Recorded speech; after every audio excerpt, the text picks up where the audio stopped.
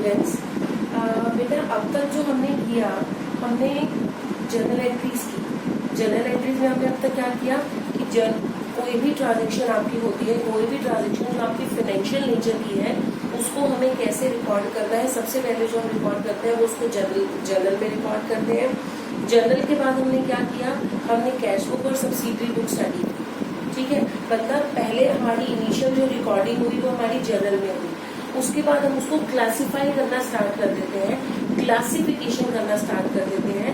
तो जो आज हम चैप्टर करने वाले हैं, जो हम आपने फर्स्ट चैप्टर में अकाउंटिंग का प्रोसेस पढ़ा था, रिकॉर्डिंग, क्लासिफाइंग, समराइजिंग।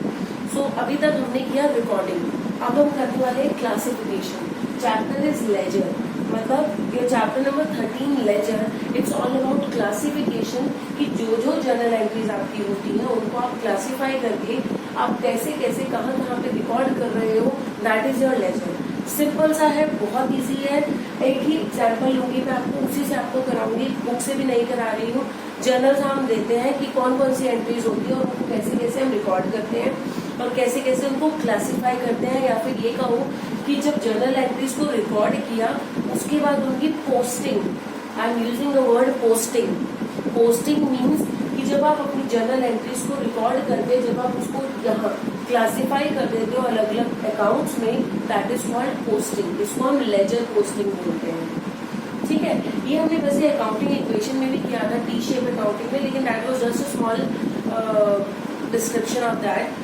बट अभी हम जो कर रहे हैं इसको डिटेल में कर रहे हैं कि हमारे actual ledger accounts, T shape accounts बनते कैसे हैं, कि जर्नल एंट्री से कैसे आपने अपने लेजर अकाउंट्स बनाने हैं।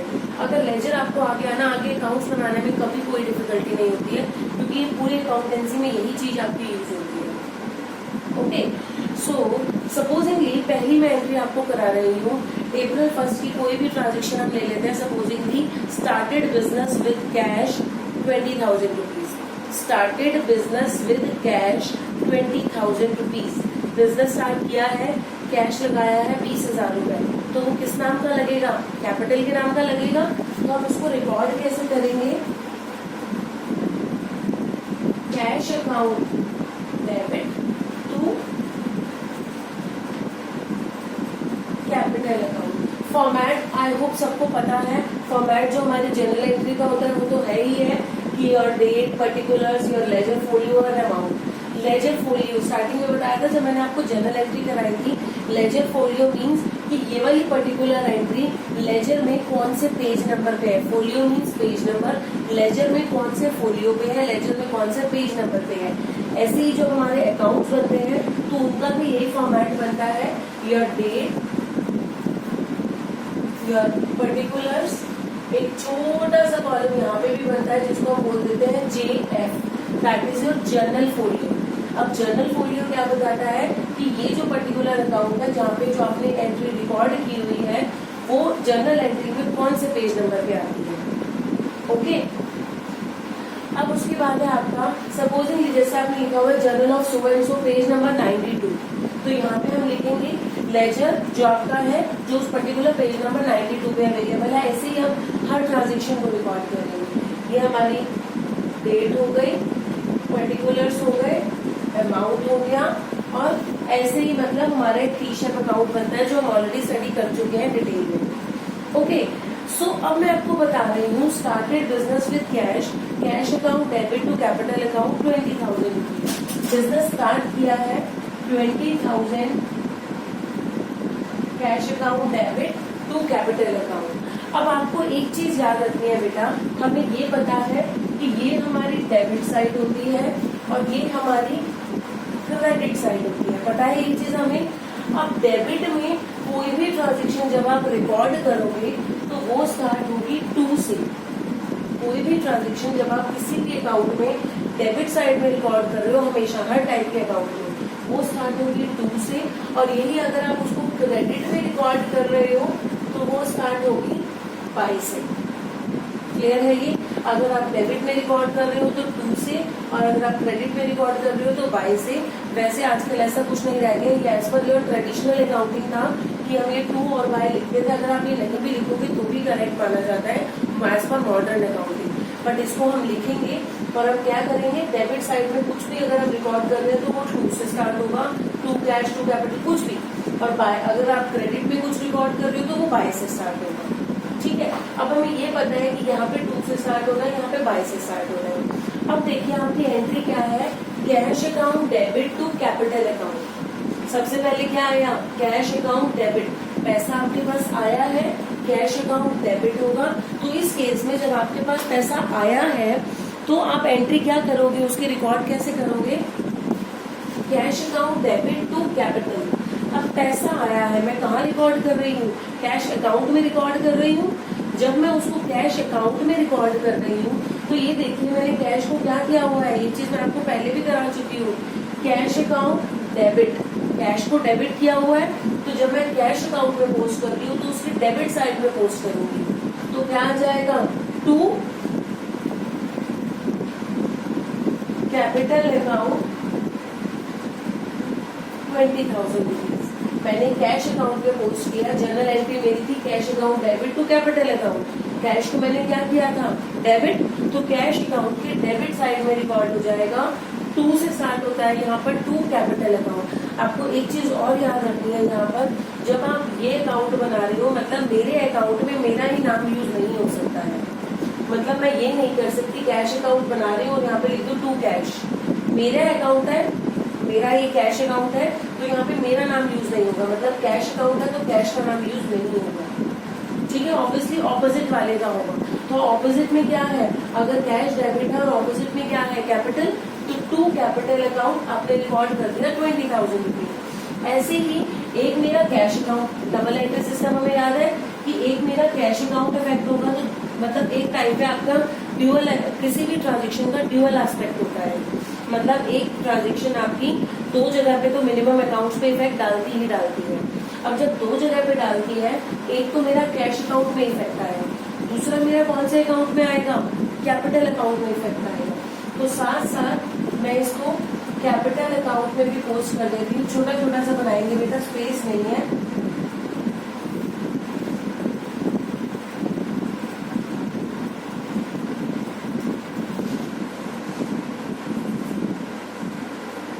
ये हमने बना लिया अपना कैपिटल अकाउंट, वही date, particulars, journal folio, amount, उसके बाद यही आपकी क्रेडिट साइड, वही date, particulars, journal folio and amount. अब आप कैपिटल अकाउंट में जब पोस्ट कर रहे हो तो कैपिटल का नाम तो नहीं आएगा, ये तो हमें पता है। To capital account, general entry में कैपिटल क्या हुई हुई है आपकी, क्रेडिट हुई हुई है, तो कैपिटल अकाउंट के क्रेडिट साइड में हम रिकॉर्ड करेंगे। कैपिटल अकाउंट के क्रेडिट में जब हम रिकॉर्ड करेंगे तो क्या रिकॉर्ड होगा, क्रेडिट साइड में जब रिकॉर्ड करते हैं तो हमें पता है कहाँ से स्टार्ट होता है, बाय से। बताया था मैंने कि क्रेडिट में रिकॉर्ड करेंगे तो वो बाय से स्टार्ट होगा। जब बाय से स्टार्ट हो रहा है तो यहाँ पे आ जाएगा by cash account 20,000 rupees. Clear है? ये मान लो ये जो आपका पेज नंबर है, जो आपका कैश अकाउंट बना हुआ है, वो आपका बना हुआ है पेज नंबर 17 पे, और जो आपका कैपिटल अकाउंट बना हुआ है वो पेज नंबर 5 पे बना हुआ है। ठीक है, कैश अकाउंट कहाँ बना हुआ है, पेज नंबर 17 पे, और जो आपका कैपिटल अकाउंट बना हुआ है वो पेज नंबर 5 पे बना हुआ है। तो हम क्या करेंगे, यहाँ पे देखो कैश अकाउंट आपका बना हुआ है कौन से, पेज नंबर 17 पे, तो मैं कैश के आगे लेजर फोलियो वाले कॉलम में छोटा छोटा लिख दूंगी 17। और कैपिटल अकाउंट कौन से पेज पे बना हुआ है, पेज नंबर 5 पे, तो कैपिटल अकाउंट के आगे मैं लेजर फोलियो वाले कॉलम में लिख दूंगी पेज नंबर 5। ठीक है, और यहाँ पे आप ये देखो जर्नल में कहाँ पे गया है, पेज नंबर 9, पेज नंबर 92 है जर्नल का, तो यहाँ पे आप दोनों ही साइड में 92, और ये भी आपका पेज नंबर 92 पे है, तो जनरल फोलियो वाले कॉलम में पेज नंबर 92 मेंशन कर दिया। आई ये चीज समझ में? मतलब ये अकाउंट कल को मुझे कोई भी ट्रांजेक्शन कभी भी निकाल कर देखनी है तो I can very easily check out कि मेरी जो ये ट्रांजेक्शन है कैपिटल अकाउंट वाली, जो ये ट्रांजेक्शन है ये कहाँ रिकॉर्डेड है। अब मैं सारी बुक्स तो खोलने नहीं बैठूंगी, मुझे पता है कि जो कैपिटल अकाउंट वाली ट्रांजेक्शन है वो लेजर फोलियो में पेज नंबर 5 पे रिकॉर्डेड है। मैं अपना लेजर फोलियो निकालूंगी, पेज नंबर 5 मेरे पास सामने आ गया, मेरा कैपिटल अकाउंट मैंने यहाँ पे रिकॉर्ड की हुई है उस ट्रांजेक्शन पे। और यही अगर मुझे इस कैपिटल अकाउंट से देखना है कि ये मेरी कहाँ पे इसकी एंट्री रिकॉर्डेड है, तो मैं देखूंगी ये वाली जो अकाउंट है इसकी जो एंट्री है पेज नंबर 92 पे रिकॉर्डेड है, तो मैं पेज नंबर 92 पे आकर देखूंगी तो ये जर्नल एंट्री रिकॉर्ड हुई हुई है। ये पर्पस होता है हमारा लेजर फोलियो, जर्नल फोलियो जो पेज नंबर्स बनाते हैं, so that you can easily check out. जब भी आपको करना है तो सारी चीजें स्टार्टिंग से ना चेक कर मुझे पर्टिकुलर ये ट्रांजेक्शन चेक करनी है तो पर्टिकुलर इस पेज पे जाऊंगी और मैं चेक कर लूंगी अपनी अकाउंट को। ओके, अब देखिए नेक्स्ट हमारी ट्रांजेक्शन हुई, मान लो अप्रैल 5 को goods purchase for cash, entry क्या हो जाएगी आपकी, purchases account debit to cash account, मान लो 5,000 5,000 के आपने गुड्स परचेज किए हैं कैश में, purchases account debit to cash account. अब यहाँ पे मेरे कौन कौन से अकाउंट इफेक्ट हुए, दो अकाउंट इफेक्ट हुए हैं, one is my purchase account and second is my cash account. तो अब देखते हैं, मेरे पास कैश अकाउंट बना हुआ है, कैपिटल बना हुआ है, लेकिन परचेज अकाउंट नहीं बना हुआ है, तो परचेज अकाउंट हम बना लेते हैं, छोटा सा बनाएंगे परचेज अकाउंट। आई होप आप लोगों को ये विजिबल है।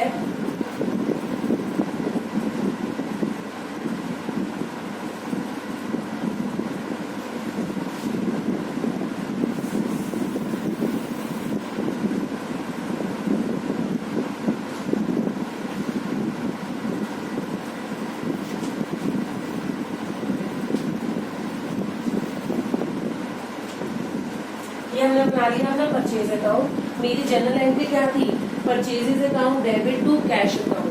क्या एंट्री थी, purchases account debit to cash account. दो अकाउंट इफेक्ट हुए मेरे यहाँ पर, one was purchase account and second was your cash account. दो अकाउंट इफेक्ट हुए जब हमारे यहाँ पर, तो परचेज अकाउंट को मैंने क्या किया है, डेबिट किया है, परचेज अकाउंट को डेबिट किया है, तो परचेज अकाउंट की डेबिट साइड में मैं रिकॉर्ड कर दूंगी। और जब हम कुछ भी डेबिट साइड पे रिकॉर्ड करते हैं तो हम उसको कहाँ किससे लिखते हैं, टू से लिखते हैं।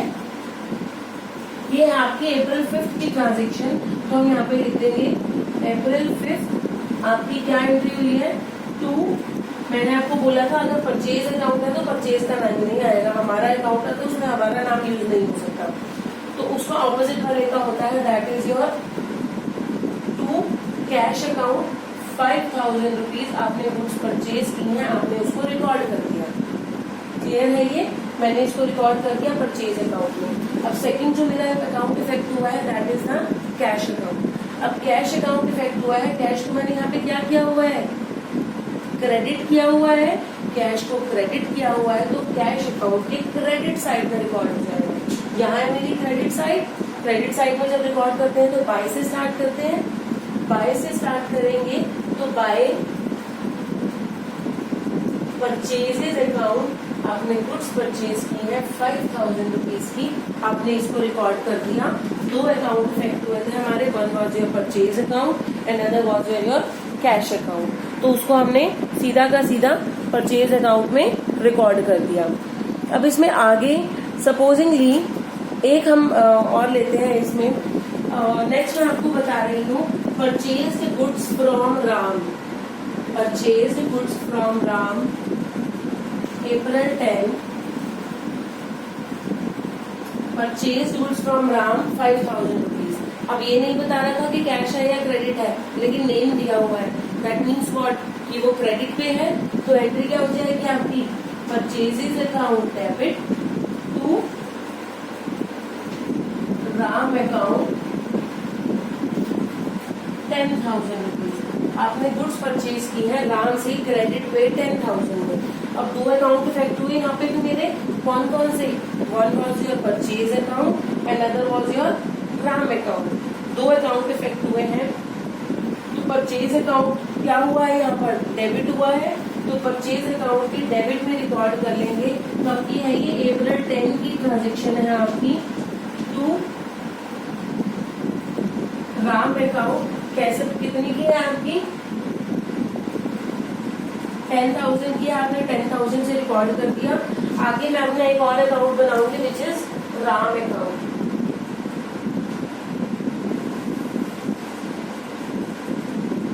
राम अकाउंट आपने बनाया, राम अकाउंट, अब राम को आपने यहाँ पे क्या किया हुआ है, क्रेडिट किया हुआ है, क्योंकि राम से आपने क्रेडिट में परचेज किया है, तो क्रेडिट में परचेज किया है, राम को आपने क्रेडिट किया हुआ है, तो राम अकाउंट की क्रेडिट साइड पे रिकॉर्ड हो जाएगा बाय परचेज अकाउंट कितने की, 10,000 की। ठीक है, इसी से रिलेटेड एक एंट्री मैं आपको और बता रही हूँ। अब आपने राम से परचेज किया 10,000 की गुड्स, अगली आपकी ट्रांजेक्शन है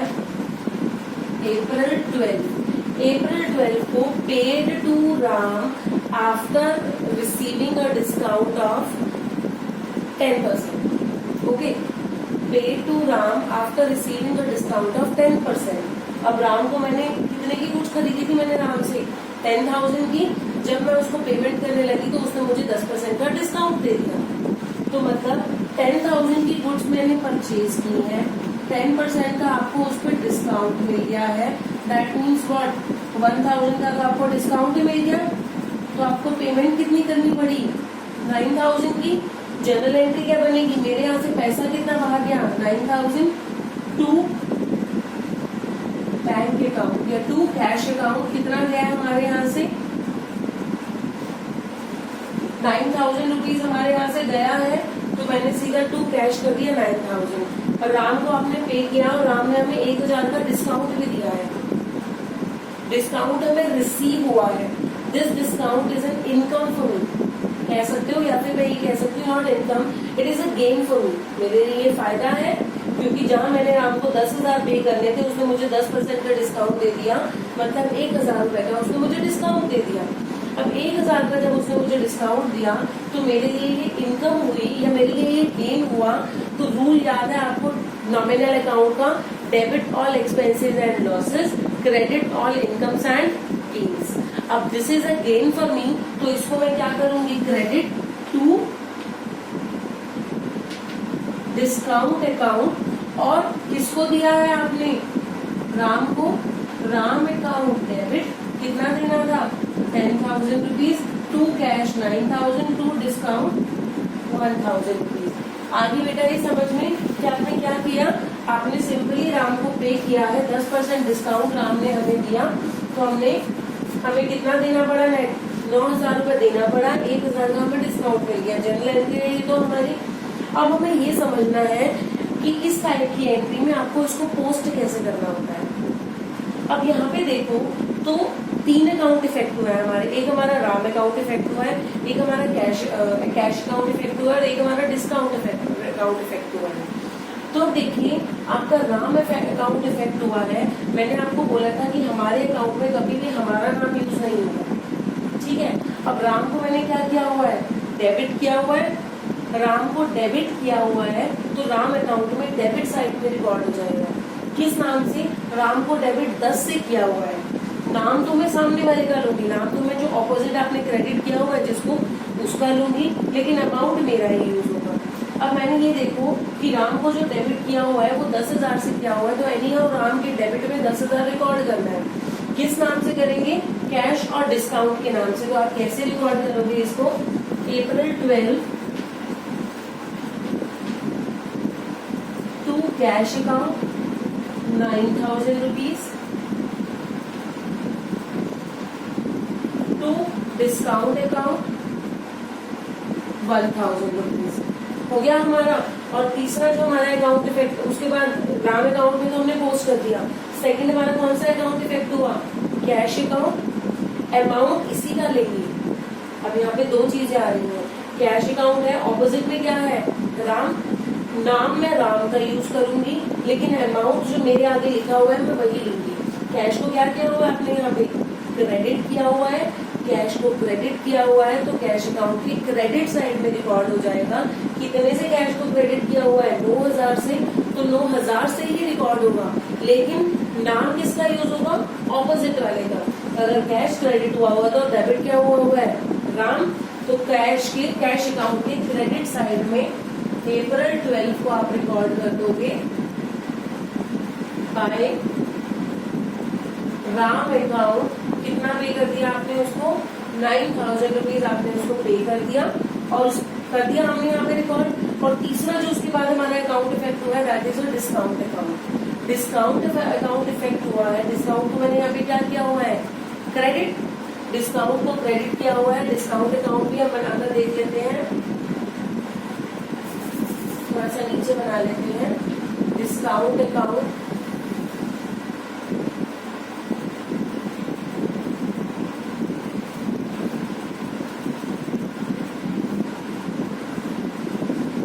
डिस्काउंट को मैंने वहां पे क्या किया हुआ है, क्रेडिट किया हुआ है। डिस्काउंट को क्रेडिट किया हुआ है तो डिस्काउंट अकाउंट की क्रेडिट साइड में रिकॉर्ड हो जाएगा। कितने से क्रेडिट किया हुआ है, 1000 से। तो जो मैं डिस्काउंट अकाउंट के क्रेडिट साइड में रिकॉर्ड करूंगी वो 1000 से करूंगी, लेकिन किस नाम से, ऑपोजिट वन। अगर इसको क्रेडिट किया हुआ है तो डेबिट किसको किया हुआ है, राम को।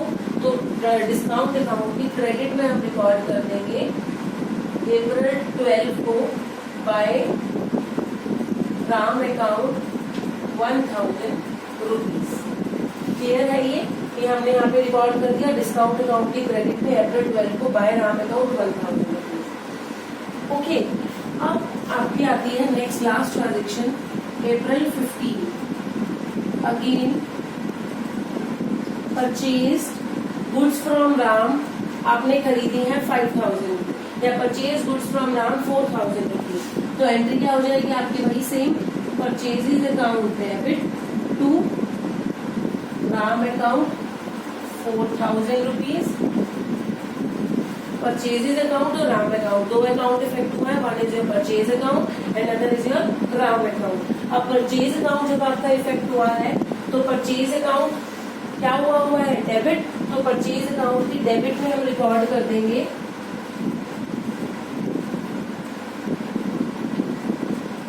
क्या रिकॉर्ड करेंगे, April। परचेज अकाउंट को आपने यहाँ पे क्या किया हुआ है, डेबिट किया हुआ है। तो परचेज अकाउंट की डेबिट में हम April 15 को रिकॉर्ड करेंगे टू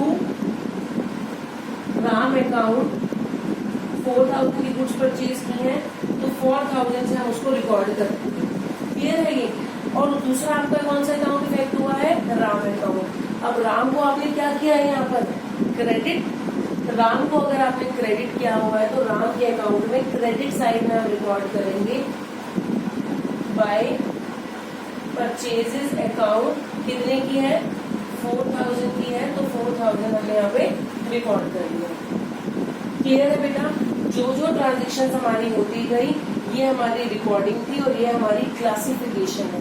क्लासिफाई कर दिया आपने, अलग अलग एंट्रीज जो आपकी हुई, जो जर्नल एंट्रीज आपने रिकॉर्ड की उनको आपने अलग अलग अकाउंट्स में क्लासिफाई कर दिया। क्लासेस डिवाइड होती है जैसे आप लोगों की, ये कॉमर्स के बच्चे हैं, ये मेडिकल के हैं, ये नॉन मेडिकल के हैं। ऐसे ही हमने जो आपकी कैश की ट्रांजेक्शन थी वो यहाँ एक क्लास में डाल दी, जो आपकी कैपिटल की ट्रांजेक्शन थी वो एक क्लास में डाल दी, परचेज की ट्रांजेक्शन एक क्लास में। अलग अलग काम लिखना है, इनको हमने क्लोज कैसे करना होता है। अब जर्नल एंट्री तो हमने समझ ली, आई होप ये क्लियर है आपको अब तक जितना हमने किया। अब मैं आपको बता रही हूँ कि अकाउंट्स की हम क्लोजिंग कैसे करते हैं। क्लोजिंग करने के लिए ना बेटा आपको एक चीज याद रखनी है,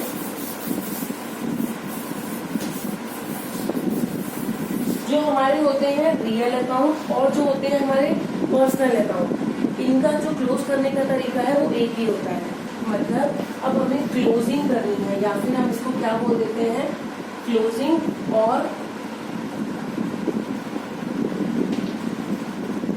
बैलेंसिंग ऑफ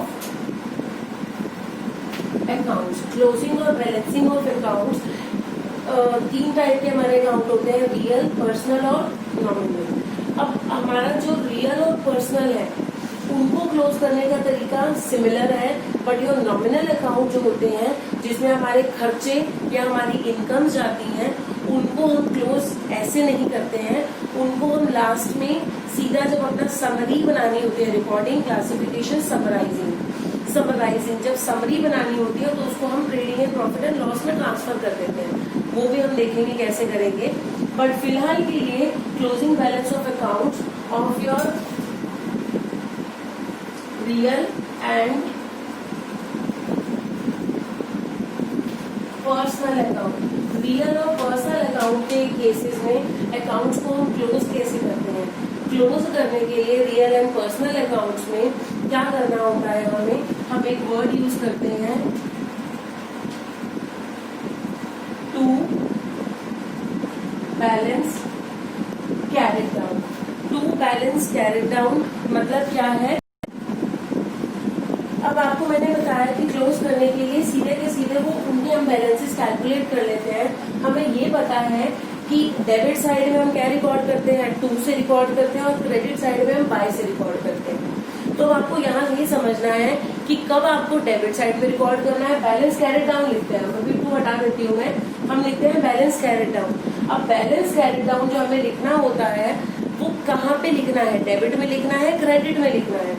तो जो हमारे रियल या पर्सनल अकाउंट्स होते हैं उसमें आपको क्या करना होता है, आप टोटल करोगे, टोटल करने के बाद supposedly this is your debit side and this is your credit side. मान लो डेबिट साइड आ रही है आपकी ज्यादा, क्रेडिट साइड आ रही है आपकी कम, डेबिट साइड ज्यादा है, क्रेडिट साइड कम है, बैलेंस कहाँ बच रहा है आपका, क्रेडिट साइड में बच रहा है। तो दैट इज, तो जो आप क्रेडिट साइड में लिखोगे bye balance carried down, credit में क्या लिखते हैं हम बाय से लिखते हैं, तो क्रेडिट में जो शॉर्टेज आ रही है वो हम लिखेंगे बाय बैलेंस कैरेट डाउन, लेकिन एक्चुअल जो वो होगा डेबिट बैलेंस ही। क्यों होगा वो डेबिट बैलेंस, क्योंकि डेबिट साइड तो ज्यादा है ना और क्रेडिट साइड कम है। मान लो डेबिट साइड में आ रहा है 1 लाख रुपए और क्रेडिट साइड में आ रहा है आपका 50,000 रुपीज, तो जो 50,000 का आपका जो शॉर्ट कमिंग है या 70,000 आ रहा है, जो 30,000 की हमारी शॉर्ट कमिंग है, दैट इज उसको हम रिकॉर्ड करेंगे bye balance carried down 30,000 rupees. लेकिन जब हम बोलेंगे उसको तो हम यही बोलेंगे इसका डेबिट बैलेंस है। क्यों, क्योंकि डेबिट साइड ज्यादा थी, डेबिट साइड ज्यादा थी, 1 लाख रुपए हमारा इस साइड था और 70,000 इस साइड था, जो 30,000 से डेबिट साइड हमारी ज्यादा थी उसको हम बोलते हैं उसका डेबिट बैलेंस है। जब हम उसको रिकॉर्ड करेंगे तो आपको और ज्यादा क्लियर हो जाएगी। तो ये देखिए, अगर आपकी कोई शॉर्ट कमिंग जो शॉर्टेज हो रही है वो अगर आपकी हो रही है डेबिट साइड पे, तो हम लिखेंगे टू बैलेंस कैरेट डाउन। यही अगर वो हो रही है आपकी क्रेडिट साइड में तो हम लिखेंगे bye balance carried down. Carat down मतलब जिसको आप नीचे कैरी करके ले गए, मतलब जिसको आप नेक्स्ट टाइम के लिए कैरी करके ले गए, नेक्स्ट मंथ के लिए, नेक्स्ट ईयर के लिए आप उसको कैरी फॉरवर्ड करके ले गए, that is your to balance carried down if it is on debit side and by balance carried down if it is on your credit side. अब हम देखते हैं हमने इसकी टोटलिंग कैसे करनी है। अब ये तो मैंने आपको बताया कि रियल और पर्सनल अकाउंट्स को तो हमने करना होता है एक जैसे तरीके से ऐसे ही, और जो आपके होते हैं नॉमिनल अकाउंट, नॉमिनल अकाउंट को जब आपने पोस्ट करना होता है तो नॉमिनल अकाउंट की पोस्टिंग जो आपकी होगी वो आपकी ट्रांसफर किए जाते हैं कहाँ पर, योर ट्रेडिंग एंड